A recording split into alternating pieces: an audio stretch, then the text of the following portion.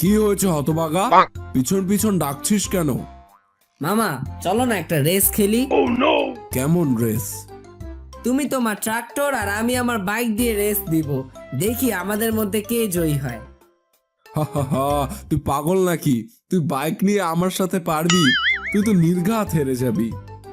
আচ্ছা মামা, দেখা যাক কে হারে আর কে জিতে। তাহলে চল। আরে মামা, রেস এখান থেকে শুরু করব। আমাদের মধ্যে যে আগে নদীর পাড়ে পৌঁছাতে পারবে সেই জয়ী হবে। 3, 2, 1, go!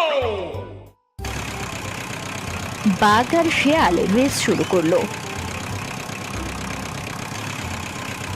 শেয়ালের মাথায় একটা খারাপ বুদ্ধি ছিল, সে যেভাবেই হোক আজ বাঘ মামাকে জব্দ করবে।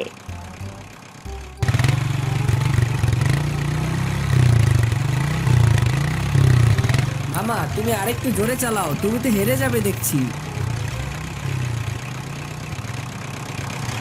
বাঘ শিয়ালের কথা শুনে রেগে যায় এবং সে আরো জোরে ট্রাক্টর চালাতে থাকে।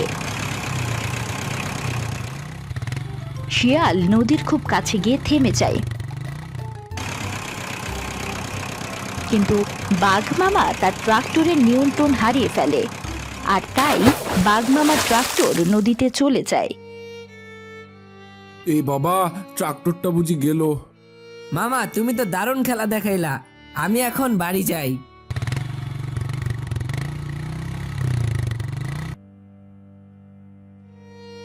ওই বদমাইশ শিয়ালটা ইচ্ছে করে আমার সাথে এমনটা করেছে। এখন আমি কি করব?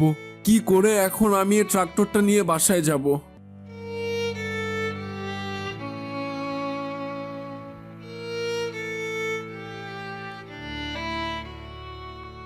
বাঘ মামা অনেক কষ্ট করে ট্রাক্টরটা বাড়ি নিয়ে গেল। বুবু, তুই চিন্তা করিস না, এই শিয়ালকে যদি আমি এই জঙ্গল ছাড়া না করেছি তবে আমার নামও বাঘানা। বাঘা শিয়ালকে ধরার জন্য জমি চাষ করার অভিনয় করছে।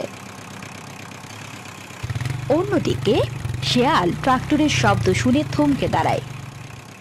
এ কি, বোকা বাঘের ট্রাক্টরের শব্দ শোনা যায়, একটু এগিয়ে দেখি তো।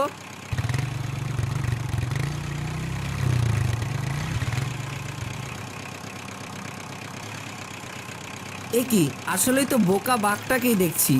এত তাড়াতাড়ি আবার ট্রাক্টর নিয়ে এসে পড়বে আমি তো ভাবতেই পারিনি। ঠিক তখনই শিয়ালকে দেখে বাঘা ডাকতে থাকে। ভাগ্নে, ও ভাগ্নে, এদিকে আয়। কি হয়েছে মামা? তোমাকে দেখে আমি তো অবাক। তুই চলে যাবার পর ওই নদীতে এক হাড়ি সোনার মোহর পেয়েছি। কি বলছো মামা, সত্যি নাকি? আরে হ্যাঁ, এই যে তুই দেখে যা। শিয়াল কাছে যেতেই বাঘা শিয়ালকে ধরে ফেললো। হা হা হা, আজ আর তোর রক্ষা নেই রে শিয়াল। এ কি মামা, তোমার গায়ে এত শক্তি এলো কি করে? বাঘা শিয়ালটাকে ট্রাক্টরের সাথে বেঁধে ফেলে আর টেনে টেনে নিয়ে যেতে থাকে।